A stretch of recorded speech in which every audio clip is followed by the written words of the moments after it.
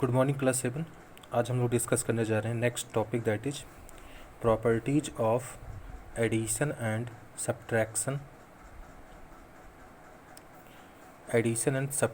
Of integers.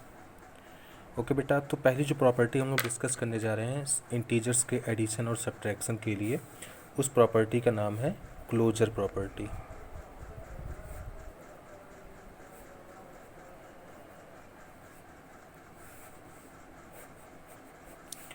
CLOSURE, closure property.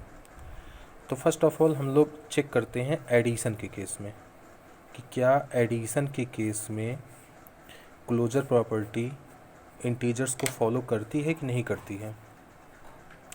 तो first of all हम दो इंटीजर्स लेते हैं, उनको ऐड करते हैं और चेक करते हैं कि जो रिजल्ट आ रहा है वो इंटीजर आ रहा है कि नहीं आ रहा है। क्लोजर प्रॉपर्टी का सीधा सा मतलब यही है बेटा कि अगर हम लोग एडिशन की बात कर रहे हैं तो अगर दो इंटीजर्स को ऐड करने पर जो रिजल्ट आए वो भी इंटीजर ही हो, इसका मतलब एडिशन जो है क्लोजर प्रॉपर्टी को फॉलो कर रहा है। सिमिलरली अगर मैं सब्ट्रैक्शन की बात करूं तो अगर दो इंटीजर्स को सब्ट्रैक्ट करने पर जो रिजल्ट है वो भी इंटीजर ही आए, इसका मतलब क्लोजर प्रॉपर्टी सब्ट्रैक्शन को भी फॉलो करती है। तो एक एक करके मैं चेक करता हूँ। पहले एडिशन को चेक करता हूँ।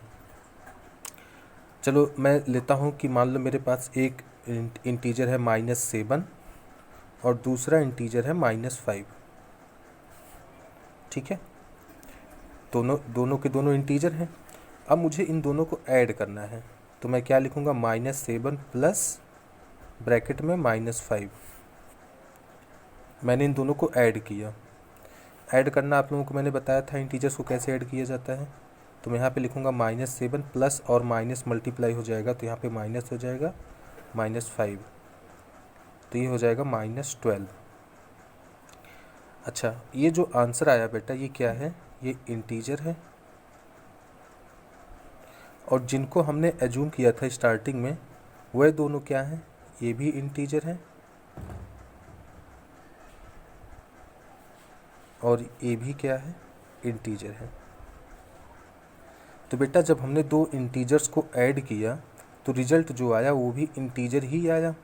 तो इसका मतलब ये है बेटा कि एडिशन को क्लोजर प्रॉपर्टी जो है वो फॉलो करती है। तो इसके लिए हम लोग एक लाइन यहाँ पे ये लिखेंगे, हमने लिखा बेटा addition of integers follow closure property. इसका मतलब है कि जब भी हम लोग किसी भी दो इंटीजर्स को ऐड करेंगे तो रिजल्ट जो है वो ऑलवेज इंटीजर ही आएगा। तो इसीलिए मैंने क्या लिखा कि addition of integers follow closure property. ठीक है, नेक्स्ट सब्ट्रैक्शन के लिए देखते हैं बेटा।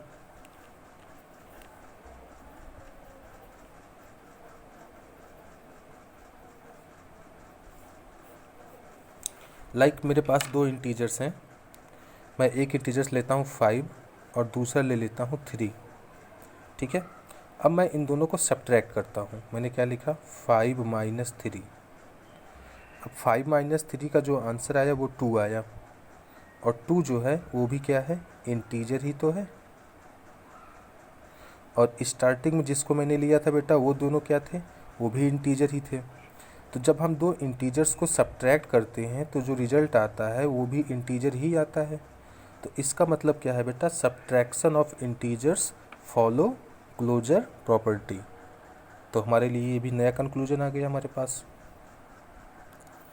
तो बेटा नेक्स्ट हमारा स्टेटमेंट है subtraction of integers follow closure property. तो इस बात को आप लोग ध्यान रखना, एडिशन को भी फॉलो करता है और सब्ट्रैक्शन को भी फॉलो करता है। ओके क्लास, अब तक हम लोगों ने क्लोजर प्रॉपर्टी डिस्कस किया। अब हम लोग डिस्कस करने जा रहे हैं कॉम्यूटेटिव प्रॉपर्टी। कॉम्यूटेटिव प्रॉपर्टी को बेटा ऑर्डर प्रॉपर्टी के नाम से भी जाना जाता है। कभी कभी इसका नाम हम लोग ये लिख देते हैं, ऑर्डर प्रॉपर्टी। ठीक है, तो कॉम्यूटेटिव प्रॉपर्टी या ऑर्डर प्रॉपर्टी दोनों एक ही नाम है। अब हमें इनको समझने की कोशिश करते हैं। तो first of all commutative property हम लोग डिस्कस कर रहे हैं इंटीजर्स के लिए, और किस केस में, पहला केस हम लोग ले रहे हैं एडिशन का।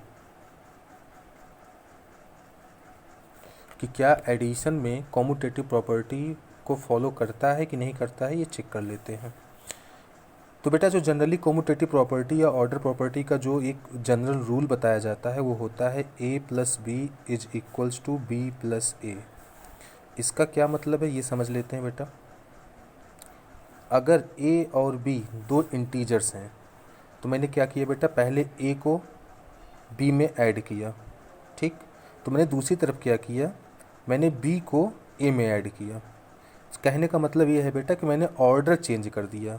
यहाँ पे a जो है ये फर्स्ट प्लेस पे था और b जो है वो सेकंड प्लेस पे था, और यहाँ पे b जो है वो फर्स्ट प्लेस पे आ गया है और a जो है सेकंड प्लेस पे चला गया है। तो कहने का मतलब मैंने उन दोनों के ऑर्डर को इधर का उधर, मतलब आगे जो था उसको पीछे और जो पीछे था उसको आगे कर दिया।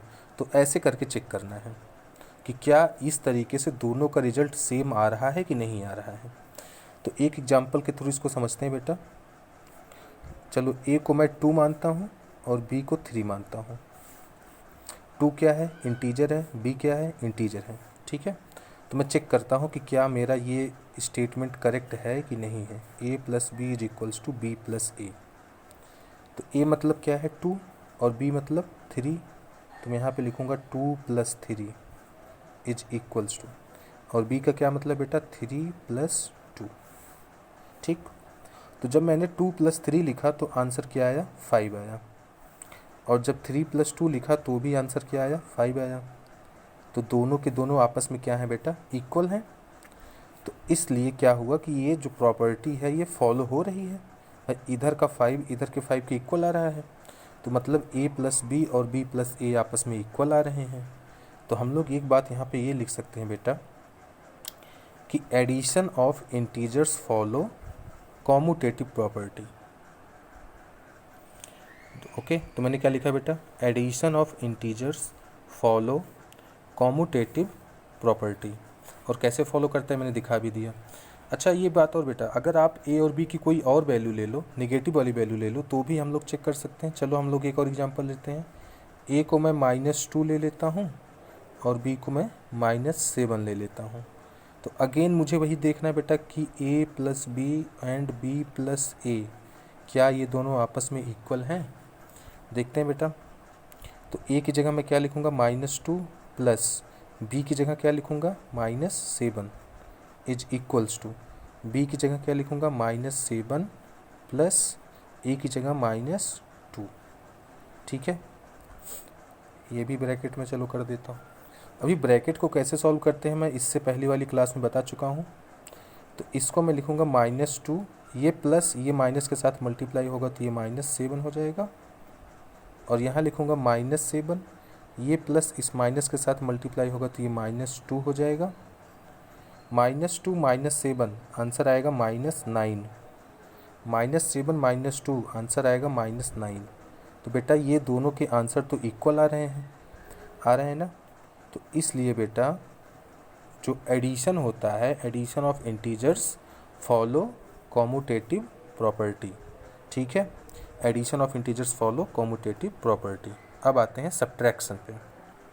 ओके बेटा, अब सब्ट्रैक्शन की बात करते हैं। अब हमें ये चेक करना है कि अगर मैं दो इंटीजर्स को सब्ट्रैक्ट करता हूँ तो क्या वो एक कॉम्यूटेटिव प्रॉपर्टी को फॉलो करेंगे कि नहीं करेंगे।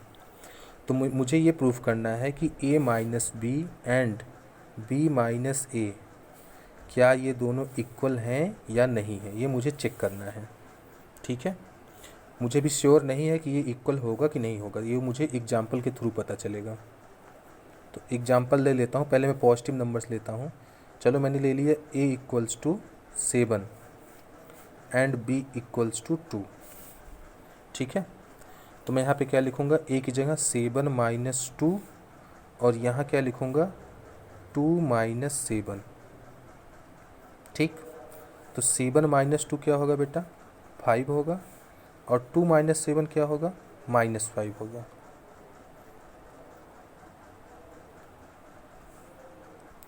अब आप लोग मुझे ये बताओ बेटा, क्या 5 और -5 ये दोनों आपस में इक्वल हैं, नहीं है ना, क्योंकि 5 तो ग्रेटर है -5 से, तो ये तो इक्वल होगा नहीं।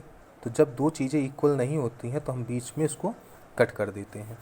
तो बेटा हमें तो यहीं से पता चल गया कि a माइनस बी और b माइनस ए कभी भी आपस में इक्वल नहीं होंगे,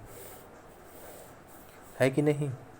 नहीं इक्वल हो रहा है तो सिंपल सी बात है, तो हम लोग क्या बोल देंगे कि subtraction of integers do not follow commutative property. ठीक है, तो बेटा मैंने लिख दिया है subtraction of integers do not follow commutative property. ये तो मैंने बेटा दोनों पॉजिटिव नंबर्स के लिए देखा था, अब चलो एक नेगेटिव नंबर्स के लिए भी देख लेते हैं। अगर मैं a को -3 लेता हूँ और b को -4 ले लेता हूँ, तो फिर से वही रूल चेक करते हैं बेटा, a minus B and b minus A, क्या ये दोनों इक्वल हैं, यही देखना है मुझे। ठीक है, a कुछ जगह मैं क्या लिखूँगा -3 माइनस, और b की जगह क्या लिखूँगा -4 इज इक्वल्स टू, b की जगह -4 माइनस a की जगह -3। ओके, -3, ये माइनस इस माइनस के साथ मल्टीप्लाई होके प्लस हो जाएगा, तो ये +4 हो जाएगा, इज इक्वल्स टू -4, ये वाला माइनस इस माइनस के साथ मल्टीप्लाई होके +3 हो जाएगा। -3 + 4 आंसर आएगा 1। उसी तरीके से -4 एंड 3, -4 + 3 इसका आंसर आएगा -1। बेटा 1 और -1 तो इक्वल नहीं होते हैं, तो इसका मतलब ये दोनों आपस में इक्वल नहीं होंगे, तो इसका मतलब यहाँ पर ये दोनों भी आपस में इक्वल नहीं होंगे। तो ये हमारा जो है कंक्लूजन करेक्ट है, चाहे पॉजिटिव नंबर्स हों या फिर निगेटिव नंबर्स हों। तो जो मैंने लिखा है subtraction of integers do not follow commutative property, ये करेक्ट है। आई होप आपको समझ में आया होगा।